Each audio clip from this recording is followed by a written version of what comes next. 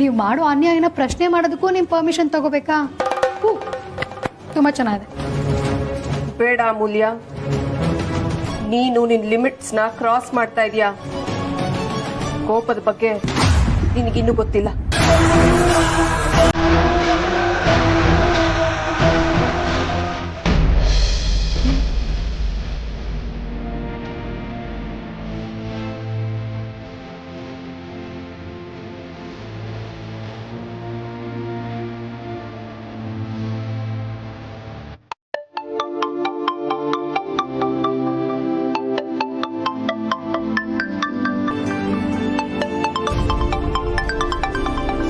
ಮಂಜು phone ಮಾಡ್ತಾ ಇದ್ದಾಳೆ. ಬರೀನೇ ಹೇಳಿ ಮಾಡ್ತಿರ್ತಾಳೆ. ಅಡ್ವಾನ್ಸ್ ಸಿಕ್ತಾ ಅಂತ ಕೇಳ್ತಾಳೆ. ಕೆಲಸ ಹೋಯ್ತು ಅಂತ ಯಾವ ಮುಖ ಇಟ್ಕೊಂಡು ಹೇಳಿ? ಅಯ್ಯೋ ದೇವ್ರೆ, ಯಾಕಪ್ಪ ಇಂಥ ಪರೀಕ್ಷೆ ಕೊಟ್ಟೆ ನೀನು ನನಗೆ? ಅಮ್ಮ, ಅಪ್ಪ ಕಾಲ್ ತೆಗಿತಾ ಇಲ್ಲ. ಅದಕ್ಕೇನಂತೆ, ಇನ್ನೊಂದ್ಸರ್ತಿ ಕಾಲ್ ಮಾಡಿದ್ರೆ ಏನ್ ನಿನ್ಗೇನ್ ವೇಸ್ಟ್ ಆಗತ್ತಾ? ಮಾಡೆ. ನಮ್ ಪರಿಗೆ ಇವೆಲ್ಲ ಚೆನ್ನಾಗಿ ಗೊತ್ತಾಗತ್ತೆ. ಏನೇ ಪರಿ ಅಂತ ಹೊಸದಾಗಿ ತಿರ್ಗಾ ಮಾಡು.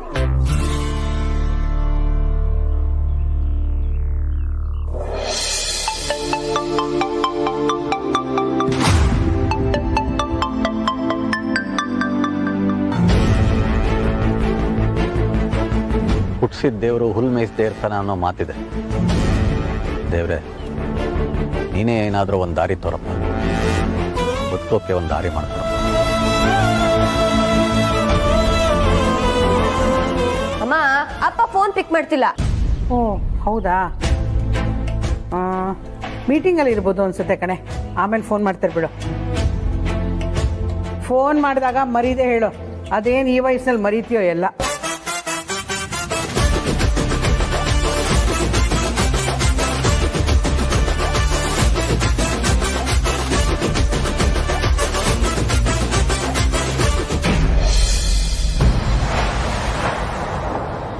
ನಿಮ್ ಕೋಪ ತಾಪನೆಲ್ಲ ನಿಮ್ಮ ಹತ್ರನೇ ಇಟ್ಕೊಳ್ಳಿಯತ್ತೆ.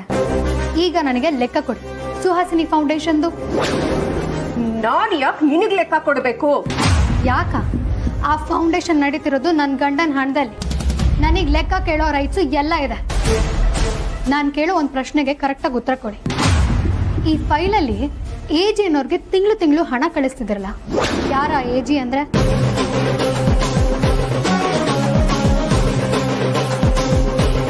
ಯಾಕೆ ಅಷ್ಟೊಂದು ಹಣನ ಕೊಟ್ಟಿದ್ದೀರಾ? ಲೆಕ್ಕ ಅಂದಮೇಲೆ ಇಷ್ಟು ಕೊಟ್ಟಿದ್ದೀನಿ ಅಂತ ಮಾತ್ರ ಬರೆಯೋದಲ್ಲ ಅತ್ತೆ, ಯಾಕೆ ಕೊಟ್ಟಿದ್ದೀನಿ ಅಂತಲೂ ಬರಿಬೇಕಾಗತ್ತೆ. ಆದರೆ ಆ ಫೈಲಲ್ಲಿ ನೋಡಿದ್ರೆ ಯಾವ ಕಾರಣಕ್ಕೆ ಕೊಟ್ಟಿದ್ದೀರಾ ಅಂತ ಎಲ್ಲೂ ಬರ್ದೇ ಇಲ್ಲ. ಯಾರ ಏಜಿ?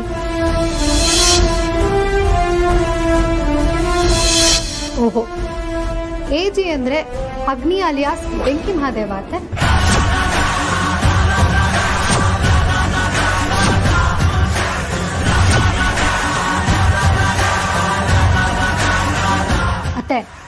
ನಿಮಗೂ ಅಗ್ನಿಗೂ ಏನ್ ಸಂಬಂಧ? ಅಮೂಲ್ಯ, ತುಂಬಾ ಮಾತಾಡ್ತಾ ಇದೀಯಾ. ನಿನ್ನ ಏನ್ ಮಾಡ್ತೀರಾ? ಆಕ್ಸಿಡೆಂಟ್ ಮಾಡಿಸ್ತೀರಾ ಅಥವಾ ರಾಜಣ್ಣಂಗ್ ಮಾಡ್ದಂಗೆ ಮೆಟ್ಲ ಮೇಲಿಂದ ಕೆಳಗ್ ಬೀಳಿಸ್ತೀರಾ? ಅತ್ತೆ,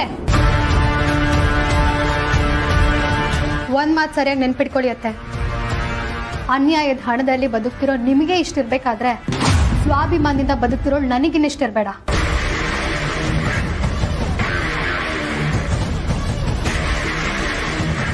ಇನ್ನು ಸ್ವಲ್ಪ ದಿನ ಅಷ್ಟೇ ಗ್ರೇಟ್ ಮದರ್ ಇನ್ ಲಾ. ನೀವೇ ನಿಜವಾಗ್ಲೂ ಅಗ್ನಿಗೆ ದುಡ್ಡು ಕೊಟ್ಟಿದ್ದೀರಾ ಅಂತ ಆಗಿದೆ ಮಾರಿ ಹಬ್ಬ.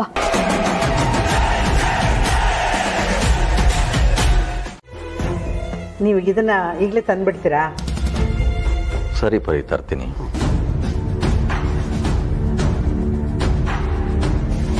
ದೇವ್ರೆ, ಕೈಯಲ್ಲಿ ಒಂದು ದಮ್ಮಡಿ ಕಾಸು ಇಲ್ಲ. ನೀನಾದ್ರೂ ಏನಾದ್ರೂ ಒಂದು ದಾರಿ ತೋರಿಸು. ರೀ, ಏನ್ ಯೋಚನೆ ಮಾಡ್ತಿದ್ದೀರಾ? ಹಾ, ತರ್ತೀನಿ.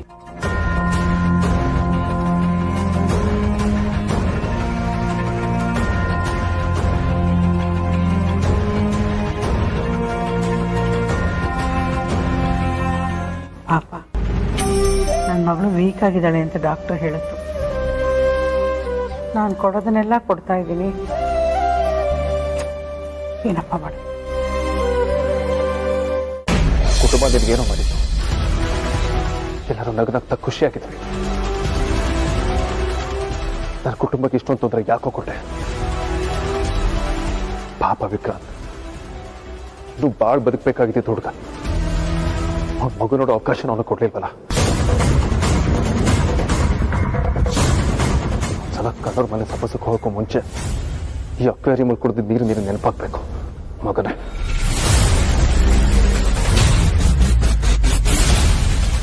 ನೀನು ಸೊಳ್ಳೆ ತರ ಒಂದೇ ಒಂದು ಕ್ಷಣದಲ್ಲಿ ಹೊಡೆದಾಕ್ಬಿಡ್ತೀನಿ. ಆದ್ರೆ ನೀನು ಬೀದಿ ಹಣ ಆದ್ರೆ ನನಗೆ ಯಾವ ಪ್ರಯೋಜನ ಇಲ್ಲ. ಪ್ರತಿದಿನ ನೀನು ನೋವು ಪಡಬೇಕು, ಸಂಕಟ ಅನುಭವಿಸ್ಬೇಕು, ಭಯ ಪಡಬೇಕು. ಕಣ್ಣಿಗೆ ನಿದ್ದೆ ಹತ್ತಬಾರ್ದು, ಗಂಟ್ಲಲ್ಲಿ ಅನ್ನ ಇಳಿಬಾರ್ದು. ಪ್ರತಿ ಕ್ಷಣ ಭಯದಲ್ಲೇ ಬದುಕಬೇಕು. ಪ್ರತಿನಿತ್ಯ ದೇವ್ರ ಹತ್ರ ನನಗೆ ಬದುಕೋದಕ್ಕೆ ಇಷ್ಟ ಇಲ್ಲ, ಸಾವು ಕೊಟ್ಬಿಡು ಅಂತ ಬೇಡ್ಕೊಳ್ಬೇಕು. ನಾನು ಅನುಭವಿಸಿದ ಅಷ್ಟು ನೋವನ್ನ ಕ್ಷಣ ಕ್ಷಣ ಅನುಭವಿಸ್ಬೇಕು.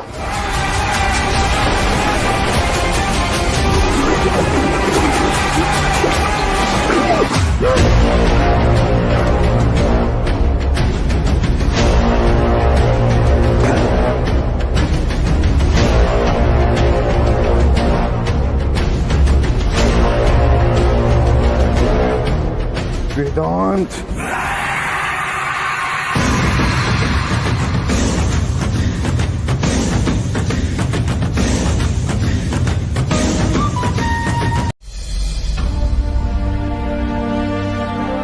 ತುಂಬ ಎಕ್ಸ್ಪೀರಿಯನ್ಸ್ ಇದೆ ಸರ್ ನನಗೆ. ಇತ್ತೀಚೆಗೆ ಒಂದು ATM ದರೋಡೆ ಆಗೋದಿತ್ತು, ಅದನ್ನು ನಾನೇ ತಡೆದಿದ್ದು ಸರ್. Good, very good. ಒಳ್ಳೆ ಪ್ರೊಫೈಲ್ ರೀ ನಿಮ್ದು, ಒಳ್ಳೆ ಎಕ್ಸ್ಪೀರಿಯನ್ಸ್ ಕೂಡ ಇದೆ, ಕೆಲಸ ಕೊಡ್ಬೋದು. ಅಂದಾಗೆ ನಿಮ್ಮ ಹೆಸರೇನಂತ ಹೇಳಿದ್ರಿ? ಮಂಜುನಾಥ್ ಸರ್. ಮಂಜುನಾಥ್ ಅಂತನಾ? ಓಕೆ ಓಕೆ, ಈಗ ಗೊತ್ತಾಯ್ತು. ಇದಕ್ಕೆ ಮುಂಚೆ ನೀವು ಈಗಲೇ ಸೆಕ್ಯೂರಿಟಿ ಏಜೆನ್ಸಿನಲ್ಲಿ ಕೆಲಸ ಮಾಡ್ತಾ ಇದ್ರಿ ಅಲ್ವಾ? ಹೌದು ಸರ್. ಮತ್ತೆ ಅಲ್ಲೇ ಕೆಲಸ ಬಿಟ್ರಿ? ಅದು ಸರ್, ಅಲ್ಲಿ ನೀವು ಕೆಲಸ ಬಿಡ್ಲಿಲ್ಲ, ನಿಮ್ಮನ್ನೇ ಕೆಲಸದಿಂದ ತೆಗೆದಾಕಿದ್ರು ಅಲ್ವಾ? ಸಾರಿ ಮಂಜು ಅವರೇ, ನಿಮಗೆ ಕೆಲಸ ಕೊಡೋಕ್ಕಾಗಲ್ಲ. ಈಗಷ್ಟೇ ಕೆಲಸ ಕೊಡಬಹುದು ಅಂತ ಹೇಳಿದ್ರಲ್ಲ ಸರ್, ಇದ್ದಕ್ಕಿದ್ದ ಹಾಗೆ ಏನಾಯ್ತು? ಹೇಳಿದ್ದೇನೋ ನಿಜ ರೀ, ಆದರೆ ನಿಮ್ಮ ಮೇಲೆ ಪೊಲೀಸ್ ಕೇಸ್ ಇದೆಯಲ್ಲ. ಅದು ಅಲ್ಲದೆ ನಮಗೆ ಪೊಲೀಸ್ನವರಿಂದ ಆರ್ಡರ್ ಇದೆ, ನಿಮಗೆ ಕೆಲಸ ಕೊಡಬಾರ್ದು ಅಂತ. ಸರ್, ನಾನು ಆ ಕೇಸ್ನಲ್ಲಿ ಆರೋಪಿ ಅಷ್ಟೇ ಸರ್, ಅಪರಾಧಿ ಅಲ್ಲ. ನಾನು ಕೊಲೆ ಮಾಡಿದ್ದೀನಿ ಅಂತ ಇನ್ನೂ ಸಾಬೀತಾಗಿಲ್ಲ ಸರ್. ಅದೆಲ್ಲ ಗೊತ್ತಿಲ್ಲ ರೀ, ನಿಮಗೋಸ್ಕರ ಪೊಲೀಸ್ನವ್ರನ್ನ ಎದುರ್ಕೊಳ್ಳೋಕ್ಕಾಗಲ್ಲ, ನಾವು ಕೆಲಸ ಕೊಡೋಕ್ಕಾಗಲ್ಲ, ಹೋಗ್ರಿ. ಸರ್ ಪ್ಲೀಸ್ ಹೀಗೆ ಹೇಳಬೇಡಿ ಸರ್, ಕೆಲಸ ಸಿಗಲಿಲ್ಲ ಅಂದರೆ ತುಂಬ ಕಷ್ಟ ಆಗುತ್ತೆ. ನನ್ನೊಬ್ಳು ಮಗಳು ಗರ್ಭಿಣಿ ಸರ್, ಇನ್ನೊಬ್ಳು ಮಗಳು ಕಾಲೇಜ್ಗೆ ಹೋಗ್ತಾ ಇದ್ದಾಳೆ. ನನ್ನ ಸಂಸಾರನ ಕಾಪಾಡೋದಕ್ಕೆ ನಿಮ್ಮ ಕೈನಲ್ಲಿದೆ ಸರ್. ರೀ, ನಿಮ್ಮ ಸಂಸಾರಕ್ಕೋಸ್ಕರ ನನ್ನ ಸಂಸಾರನ ನಡ್ನೀರಲ್ಲಿ ಕೈ ಬಿಡೋಕ್ಕಾಗುತ್ತೇನ್ರಿ? ನಿಮ್ಗೇನಾದ್ರೂ ಕೆಲಸ ಕೊಟ್ರೆ ನನ್ನ ಕೆಲಸ ಹೋಗುತ್ತೆ, ಸುಮ್ಮನೆ ಹೋಗ್ರಿ, ಕೆಲಸ ಕೊಡೋಕ್ಕಾಗಲ್ಲ.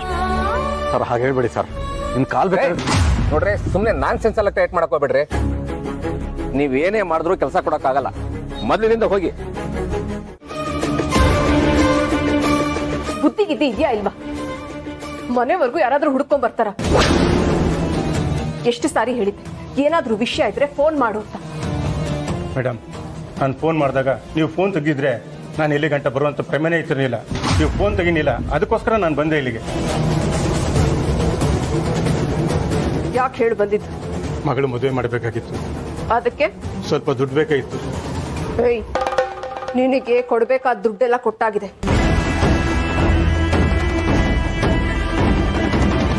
ಮತ್ತೆ ಮತ್ತೆ ನಾನು ನಿನಗೆ ದುಡ್ಡು ಕೊಡ್ಬೇಕು? ಕೊಡ್ಲೇಬೇಕು ಮೇಡಮ್, ನಾನು ಸುಮ್ಮನೆ ಇಲ್ವಾ? ಅಂದ್ರೆ 25 ವರ್ಷದಿಂದ ಯಾಕೆ ನನಗೆ ದುಡ್ಡು ಕೊಡ್ತಿದ್ರಿ ಅನ್ನೋ ವಿಚಾರನ ನಾನು ಎಲ್ರಿಗೂ ಹೇಳ್ಬೇಕಾಗುತ್ತೆ.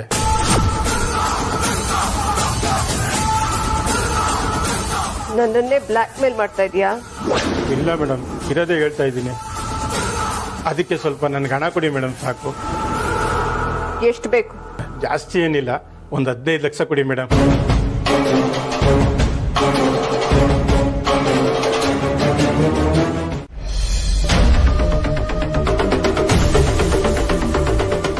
ವಿಕ್ರಮ್ಗೆ ಏನೋ ಮಾಡಿದೆ.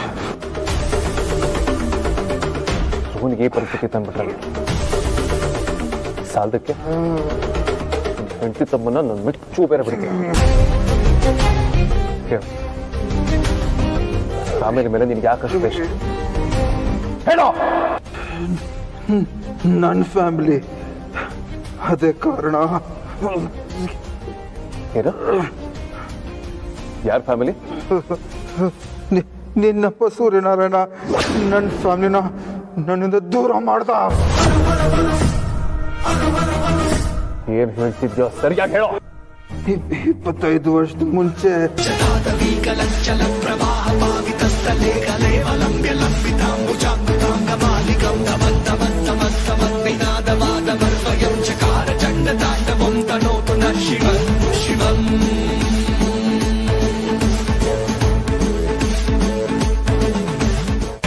ನನ್ನಪ್ಪ ಅಮ್ಮನ ಜೈಲ್ ಕಳ್ಸಿದ್ದು ನಿನ್ನಪ್ಪ ಸೂರ್ಯನಾರಾಯಣ.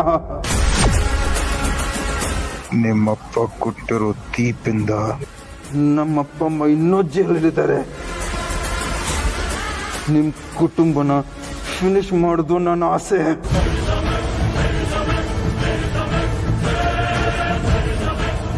ನಿನ್ನ ತಮ್ಮದ್ರು ಒಂದು ಆಕ್ಸಿಡೆಂಟ್ ಮಾಡಿಸ್ದೆ, ಆದ್ರೆ ಅವನು ಸಾಯ್ಲಿಲ್ಲ. ವಿಕ್ರಾಂತ್ ಮಿಸ್ ಆಗಲಿಲ್ಲ.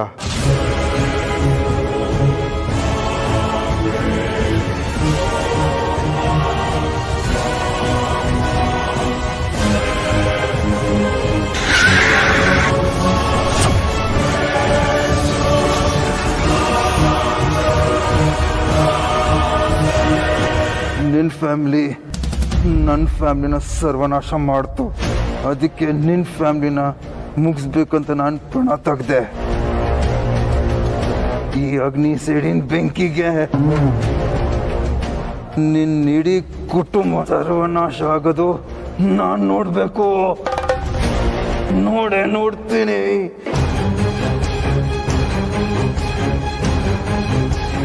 ಆರೋ ದೀಪ ಕೊನೆಯಲ್ಲಿ ಜೋರಾಗಿ ಉರಿಯುತ್ತಂತೆ. ಈಗ ನಿನ್ ಕತೆನೂ ಹೀಗೆ ಆಗಿದೆ. ಇಷ್ಟು ದಿನ ನಿನ್ ಸೈಡಿನ ಲೆಕ್ಕ, ಇದ್ರ ಮಧ್ಯೆ ನನ್ನ ಸೈಡಿನ ಲೆಕ್ಕ. ನಿನ್ ಥರ ಚಿಲ್ಲರೆಗೆ ಮಾಡಲ್ಲ ನಾನು. ಸಾಯೋ ಹೊತ್ತಲ್ಲಿ ನೆನಪಿಸ್ಕೊಳ್ತೀಯ, ಹಾಗಿರುತ್ತೆ ನೋಡು. ಈಗ ಕೊನೆ ಕ್ಷಣದವರೆಗೂ ನರಳಿ ಸಾಯುತ್ತನ.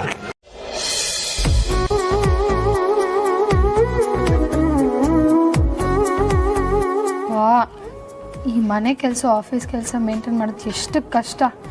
ಈ ಕಾಂತ ನಂಬ್ಕೊಂಡ್ರೆ ಏನೂ ಆಗಲ್ಲ.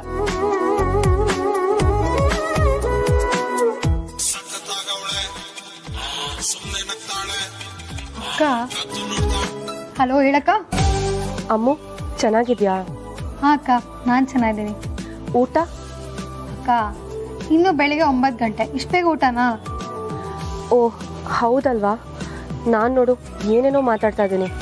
ಅಕ್ಕ, ಯಾಕೆ ವಿಕ್ಕಿ ಬಾಬನ್ ಚಿಂತೆನಾ?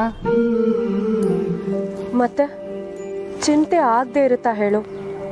ನನಗಂತೂ ದಿನ ನಿಂತಲ್ಲಿ ಕೂತಲ್ಲಿ ವಿಕ್ಕಿ ಅವ್ರದ್ದೇ ಚಿಂತೆ. ಎಷ್ಟು ದಿನ ಆಯ್ತು ಅಮ್ಮು, ಗಾಬರಿ ಆಗದೆ ಇರುತ್ತಾ? ನನಗೆ ನಾನೇ ಸಮಾಧಾನ ಮಾಡ್ಕೊಳ್ತಾ ಇದ್ದೀನಿ.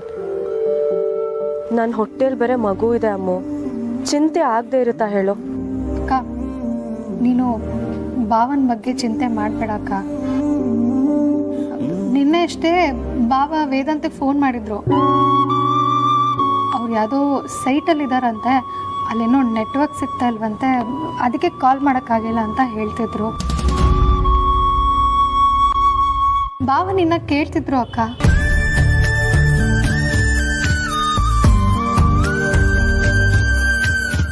ಅಲ್ಲ ಅಮ್ಮು, ವಿಕ್ಕಿ ಅವರು ವೇದಾಂತ್ ಭಾವಂಗ್ ಮಾತ್ರ ಫೋನು ಮೆಸೇಜು ಎಲ್ಲ ಮಾಡ್ತಾರೆ, ಆದ್ರೆ ನನಗೆ ಮಾತ್ರ ಫೋನ್ ಯಾಕೆ ಮಾಡಲ್ಲ ಅಂತ. ಅಕ್ಕ ಯಾವಾಗಲೂ ಭಾವನ ಬಗ್ಗೆ ಕೇಳ್ತಾಳೆ, ಬೇಜಾರಾಗ್ತಾಳೆ.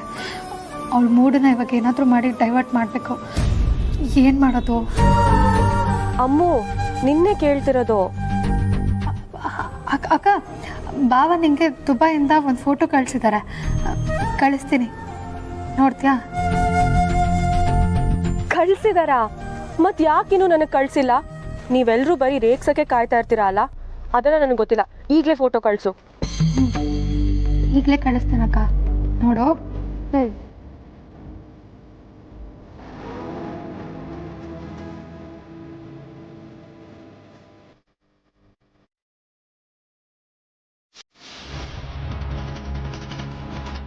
ಭಾವನ್ ಫೋಟೋ ಎಡಿಟ್ ಮಾಡೋದು ಕಳಿಸಿ ಅಕ್ಕನ ಸದ್ಯಕ್ಕೆ ಖುಷಿಯಾಗಿರೋ ಥರ ನೋಡ್ಕೋಬೇಕು.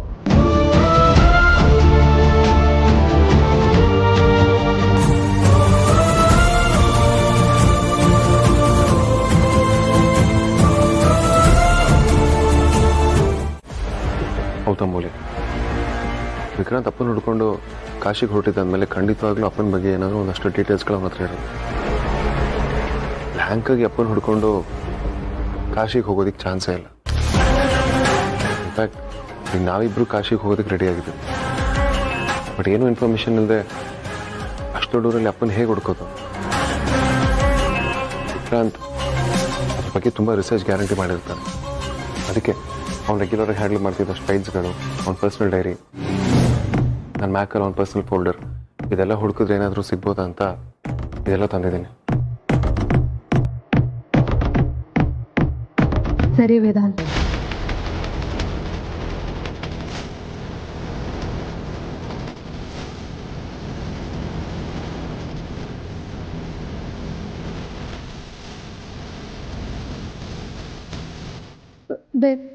ವೇದಾಂತ್ ಇಲ್ಲೋಡು.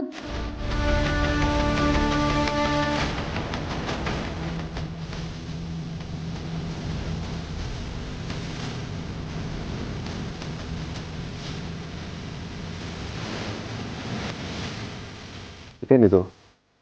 ರಾಮನಾಥಪುರ, ಸಂಪಿಗೆಪುರ, ಕಾಶಿ. ರಾಮನಾಥಪುರ ಅನ್ನೋದನ್ನು ಟಚ್ ಮಾಡಿದ್ದಾನೆ, ಸಂಪಿಗೆಪುರ ಅನ್ನೋದನ್ನು ಅಂಡರ್ಲೈನ್ ಮಾಡಿದ್ದಾನೆ. ಮೂಲ್ಯ, ಈ ಎರಡು ಊರುಗಳು ನಮ್ಮ ಹುಟ್ಟೂರಿಂದ ಬಹಳ ಹತ್ರ ಇರೋದು. ಸಂಪಿಗೆಪುರ ಪೋಸ್ಟ್ ಮ್ಯಾನ್ ರಾಮಣ್ಣ ಅಂತೇನೋ ಬರೆದು ನಂಬರ್ ಬೇರೆ ಬರ್ತಿದ್ದಾನೆ. ಆ ನಂಬರ್ಗೆ ಕಾಲ್ ಮಾಡಬೇಡ, ಏನಾದರೂ ಇನ್ಫಾರ್ಮೇಷನ್ ಸಿಗ್ಬೋದು.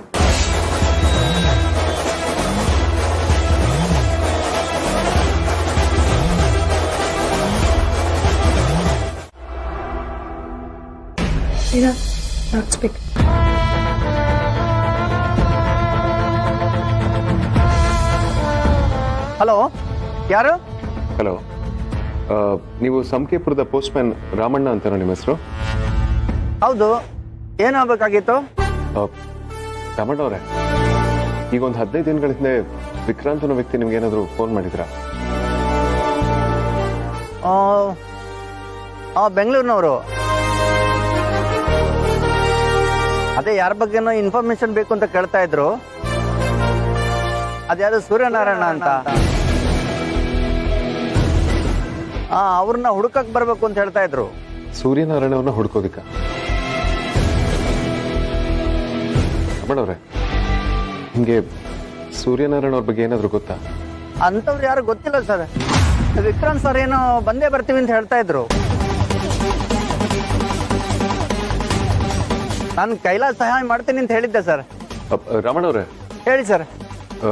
ಒಂದ್ ವೇಳೆ ನಾನು ಸಂಪಿಗೆಪುರಕ್ಕೆ ಬಂದ್ರೆ ಸೂರ್ಯನಾರಾಯಣವನ್ನ ಹುಡ್ಕೋದಿಕ್ಕೆ ನನಗೆ ಹೆಲ್ಪ್ ಮಾಡ್ತೀರಾ? ನಿಮಗೆ ವಿಕ್ರಾಂತ್ ಅಂತ ಫೋನ್ ಮಾಡಿದ್ರಲ್ಲ, ನಾನು ಅವ್ರ ಅಣ್ಣ ವೇದಾಂತ್ ಮಾತಾಡ್ತೇನೆ. ಸರಿ ಸರ್, ಬನ್ನಿ, ಖಂಡಿತ ಹೆಲ್ಪ್ ಮಾಡೋಣ. Thank you sir. ಯಾರೋ ಹೇಳಿ. ಅಮ್ಮ, ನಾನು ನಿಮ್ಮನ್ನು ಹೋಲ್ ಹಾರ್ಟೆಡ್ಲಿ ತಾಯಿ ಅಂತ ಕನ್ಸಿಡರ್ ಮಾಡಿದ್ದೆ. ಮಾತ್ರ ಸುಳ್ಳು ಹೇಳಿ ಆಶೀರ್ವಾದ ತಗೊಳ್ಳೋದು ನನಗೆ ಇಷ್ಟ. ನಿಜ ಹೇಳ್ತೀನಮ್ಮ, ನಾನು ಕಂಪ್ನಿ ಕೆಲಸ ಮೇಲೆ ಎಲ್ಲೂ ಹೋಗ್ತಿಲ್ಲ. ನಮ್ಮ ತಂದೆಯನ್ನು ಹುಡ್ಕೊಂಡು ಹೋಗ್ತಾ ಇದ್ದೀನಿ.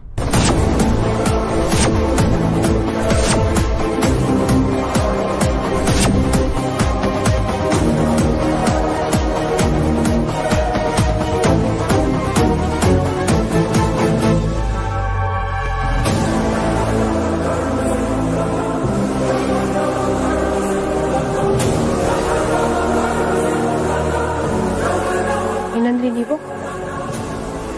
ನಿಮ್ ತಂದೆನ ಹುಡ್ಕೊಂಡು ಹೋಗ್ತಾ ಇದ್ದೀರಾ? ಹೌದಮ್ಮ. ಎಲ್ಲಿದ್ದಾರವ್ರು? ಹೇಗಿದ್ದಾರಂತೆ? ಆರಾಮಾಗಿದ್ದಾರಂತ? ಅಲ್ಲ, ಇಷ್ಟು ವರ್ಷ ಅವ್ರು ನನ್ನನ್ನು ಬಿಟ್ಟು ಹೇಗಿದ್ರಂತೆ?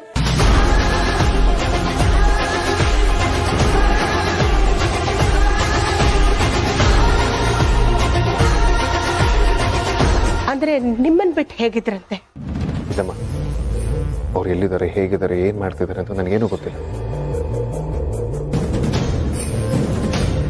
ಆದ್ರೆ ಒಂದು ಸಣ್ಣ ಲೀಡ್ ಸಿಕ್ಕಿದೆ.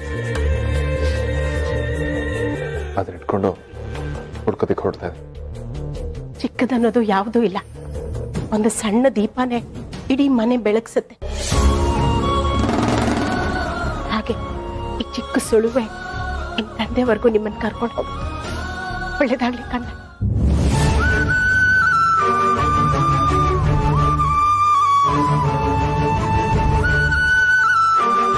ಕ್ಷಮಿಸಿ, ನಾನು ನಿಮ್ಮನ್ನ ಕಂದ ಅಂತ ಕರೆದ್ಬಿಟ್ಟೆ. ಪರವಾಗಿಲ್ಲ, ನಾನು ನಿಮ್ಮ ನಮ್ಮ ಅಂತ ಕನ್ಸಿಡರ್ ಮಾಡಿದ್ರೆ ನಾನು ನಿಮ್ಮ ಕಂದಾನೆ. ಬರ್ತೀನಿ.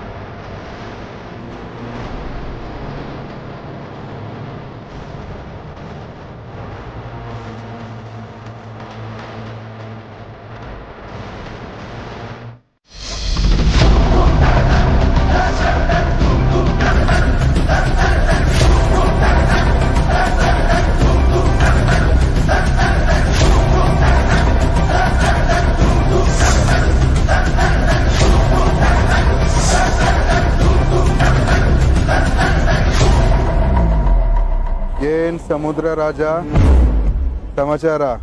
ನೀವು ಯಾವತ್ತಿದ್ರು ನಮ್ಗೆ ಬಾಸೆ, ಈ ಥರ ಎಲ್ಲ ಮಾತಾಡಬೇಡಿ ಬಾಸ್. ಅಂದಾಗೆ ಹೇಗಿದ್ದೀರಿ ಬಾಸ್? ನಾನಾ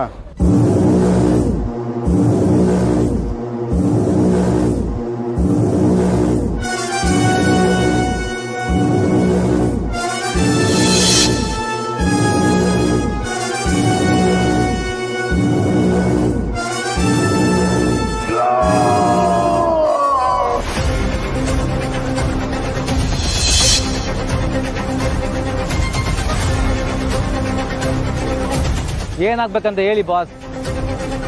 ನಾನು ಬೆಂಗಳೂರು ಜೈಲಲ್ಲಿದ್ದಾಗ ನೀವೇ ನನಗೆ ಹೆಲ್ಪ್ ಮಾಡಿದ್ದೀರಾ, ಇವಾಗ ನಿಮಗೆ ನಾನು ಹೆಲ್ಪ್ ಮಾಡ್ದಿರಕ್ಕಾಗುತ್ತಾ ಬಾಸ್? ನಿಮ್ಮ ಋಣ ನನ್ನ ಮೇಲಿದೆ ಬಾಸ್.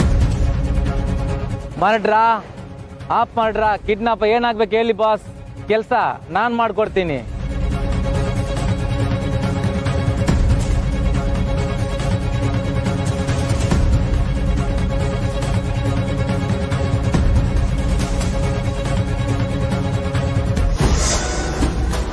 ಇವಿಬ್ರು ಒಂದು ಕೆಲಸ ಅಂತ ಇಲ್ಲಿ ಬಂದಿದ್ದಾರೆ.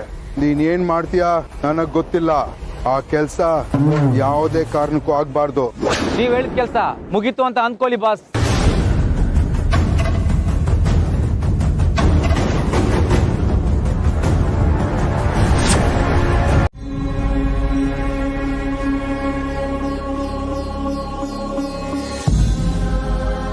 ಇದು ಕತ್ತಲು ಬೆಳಕಿನ ಆಟ. ಕತ್ತಲು ನಿನ್ನ ಮನೆಯಲ್ಲಿದೆ, ಬೆಳಕು ನಿನ್ನ ಮನಸ್ಸಲ್ಲಿದೆ. ಜೀವನದ ದಾರಿ ತೋರಿಸೋದಕ್ಕೆ ಅವನಿದ್ದಾನೆ. ಅವನು ಮಾತಾಡಿಸ್ತಾನೆ, ನಾನು ಮಾತಾಡ್ತೀನಿ. ಕ್ಷಮಿಸಿ, ನೀವೇನು ಹೇಳ್ತಿದ್ದೀರೋ ನನಗೆ ಅರ್ಥ ಆಗ್ತದೆ. ನಿನ್ನ ಮನೆಯೊಳಗಿನ ಕತ್ತಲು ಬೆಳಕನ್ನು ಬಂಧಿಸಿಟ್ಟಿದೆ. ನಾನು ಹೇಳೋದನ್ನ ಕಿವಿಗೊಟ್ಟು ಕೇಳು, ಕಣ್ಣು ಬಿಟ್ಟು ನೋಡು. ಗುರುಗಳೇ, ದಯವಿಟ್ಟು ಕ್ಷಮಿಸಿ. ನೀವು ಹೇಳ್ತಿರೋದು ನನಗೆ ಅರ್ಥನೂ ಆಗ್ತಿಲ್ಲ, ನನಗೆ ಅನ್ವಯಿಸೋದು ಇಲ್ಲ. ನನಗೆ ತುಂಬ ಕೆಲಸ ಇದೆ, ನಾನು ಹೋಗಿ ಬರ್ತೀನಿ. ಏನೋ ಹೇಳಕ್ ಕೊಟ್ಟಿದ್ದಾರೆ, ಹೇಳೋಣ.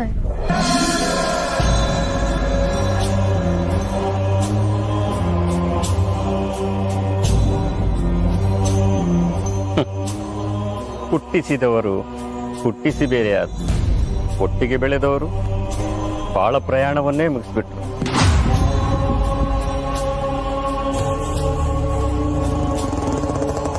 ಚಿಂತೆ ಬಿಡು, ಎಲ್ಲ ಶುಭವಾಗುತ್ತೆ.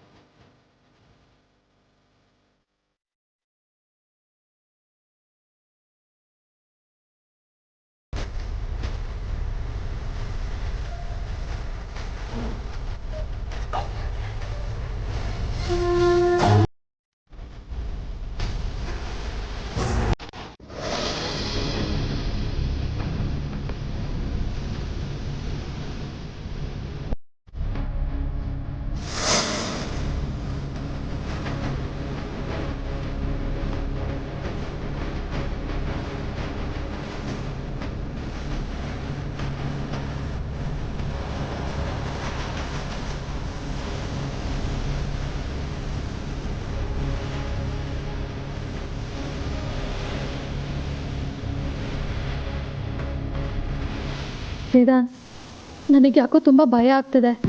ನಿನಗೇನೋ ತೊಂದರೆ ಆಗ್ಬೋದೇನೋ ಅನ್ನೋ ಮುನ್ಸೂಚನೆ ಅನಿಸ್ತಿದೆ. ಅಮೂಲ್ಯ, ಆ ಅಗ್ನಿ ಜನ್ಮದಲ್ಲಿ ನಾನು ಎದುರು ಹಾಕೊಳ್ಳೋದಿಲ್ಲ. ನನಗೇನು ಆಗಲ್ಲ, ನೀನು ತಲೆ ಕೆಡ್ಸ್ಕೊಳ್ಬೇಡ. ವಿಕ್ರಾಂತ್ ಸಾವ್ಗೆ ಮುಂದೆ ಜಸ್ಟಿಫಿಕೇಶನ್ ಅನ್ನೋದು ಬೇಕು, ಕ್ಲೋಷರ್ ಅಂತ ಒಂದು ಬೇಕು. ಅದೆಲ್ಲ ಸಾಧ್ಯ ಆಗೋದು ನಮ್ಮ ಅಪ್ಪನ ಹುಡುಕ್ತಾರೆ. ನಮ್ಮ ಅಪ್ಪನ ಹುಡುಕ್ಬೇಕಷ್ಟೆ. ಅದ್ಬಿಟ್ಟು ನಮ್ಮ ತಲೆಯಲ್ಲಿ ಇನ್ನೇನು ಇರ್ಕೊಡ್ದು. ನಿಮ್ಮ ಪರಿಸ್ಥಿತಿ ನೋಡಿದ್ರೆ ನನಗೆ ಭಯ ಆಗ್ತಾ ಇದೆ. ಒಂದು ಕೆಲಸ ಮಾಡೋಣ, ಇಲ್ಲೊಂದು ಪಕ್ಕದಲ್ಲಿ ಆಶ್ರಮ ಇದೆ, ಅಲ್ಲಿ ನಾರಾಯಣ ಅಂತ ರಾಯರು ಇದ್ದಾರೆ.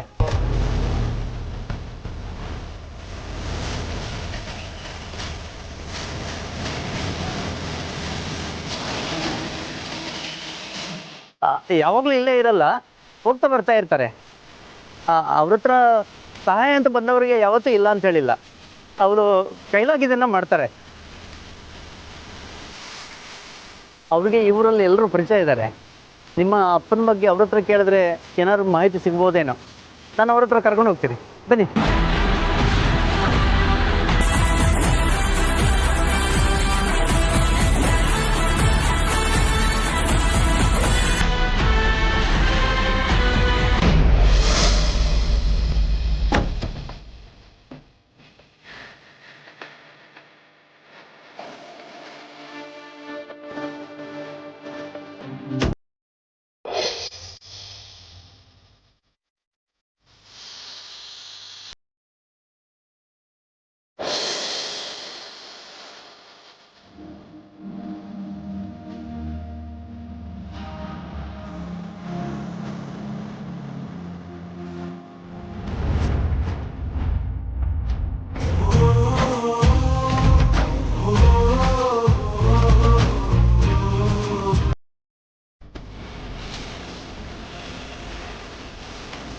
ಬನ್ನಿ ಒಳಗೋಗೋಣ.